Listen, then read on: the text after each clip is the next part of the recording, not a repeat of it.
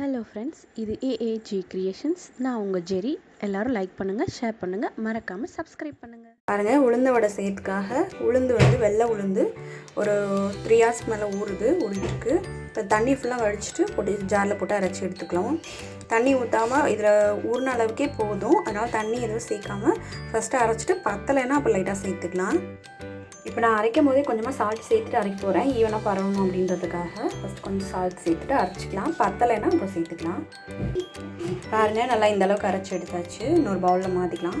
பாருங்கள், இப்போ இதில் வடையில் சீக்கிரக்காக ஒரு வெங்காயத்தை கட் பண்ணி வச்சுருக்கேன், கருவேப்பிலை, கொஞ்சம் சீரகம், கொஞ்சம் மிளகு, இது கொஞ்சம் பெருங்காயத்தூள், ஒரு பிஞ்ச் அளவுக்கு. ஓகேவா? இதெல்லாம் சேர்த்துட்டு இப்போ மாவு நல்லா பஃபியாக ஓரளவுக்கு பிசைஞ்சிக்கலாம். பாருங்கள், மாவில் எல்லாத்தையும் சேர்த்துக்கலாம், தேவையானதெல்லாம். நான் வீட்டில் பசங்களுக்கு கொடுக்கறனால பச்சை மிளகாய் சேர்க்கலாம், உங்களுக்கு வேணும்னா சேர்த்துக்கோங்க.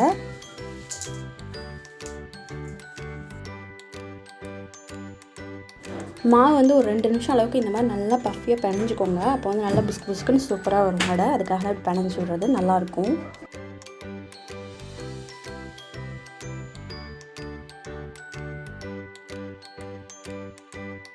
பக்கத்தில் ஒரு பவுலில் தண்ணி எடுத்து வச்சுக்கோங்க.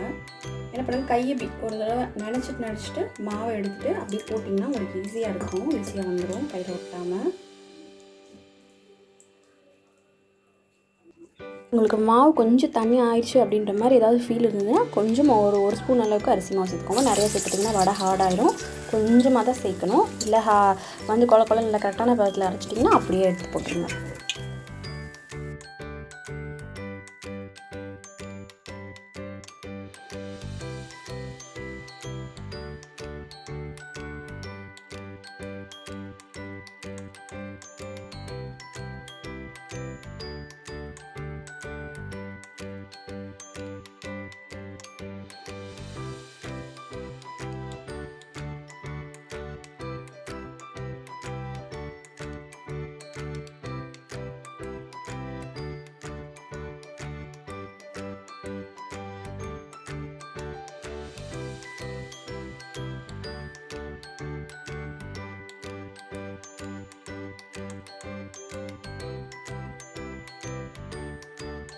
நான் இன்றைக்கி பனை வெல்லம் வச்சு பிளாக் காஃபி போட போகிறேன். சூப்பராக இருக்கும், ரொம்ப வாசனையாக டேஸ்ட்டாக இருக்கும், சூப்பராக இருக்கும்.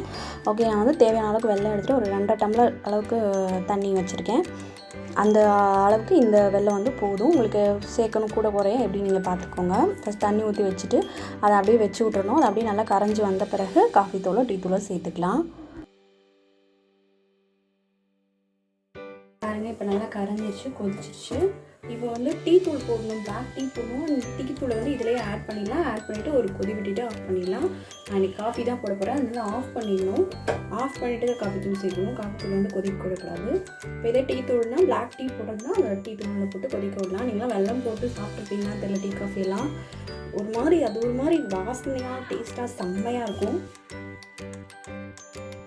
இது நான் பால் சேர்த்துட்டு எப்படி வெல்லத்தில் டீ காஃபி போடுறதுன்னு நான் இன்னொரு நாளைக்கு வீடியோ போடுறேன். அது வேறு மாதிரி போடணும்.